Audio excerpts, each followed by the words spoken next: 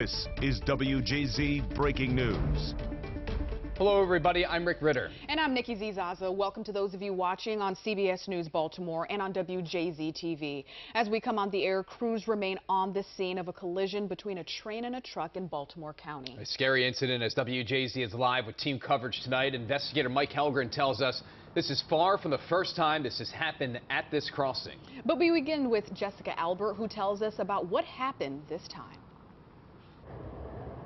Rick and Nikki, what we know is that the CSX train collided with two semi-trucks here on the train tracks near Lake Drive in Rosedale around 2:15 this afternoon. And I'm going to step out of the way so you can see what we're seeing, because we're right up on the biggest part of this crash here. You can see that the truck is heavily damaged, almost wedged underneath the CSX train, and we have some investigators taking a look and surveying the damage here. I'm told that the train hit the truck about a quarter of a mile away from where I'm standing, and it appears the train dragged the truck all the way down the tracks here. Firefighters say a driver of one of the trucks has been taken to the hospital. We do not know the extent of that person's injuries just yet. And according to a statement put out by CSX, an unknown amount of diesel fuel is leaking from one of the trucks here on the scene. CSX also says none of its crew was injured and that representatives from the company are here cooperating with police as they investigate. About an hour ago, I spoke with a truck driver who says that he was here when this truck was hit.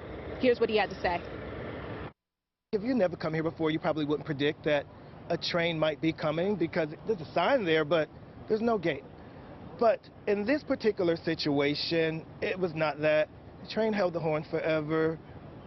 He had to see the train because the train was like right there, and he pulled onto the tracks.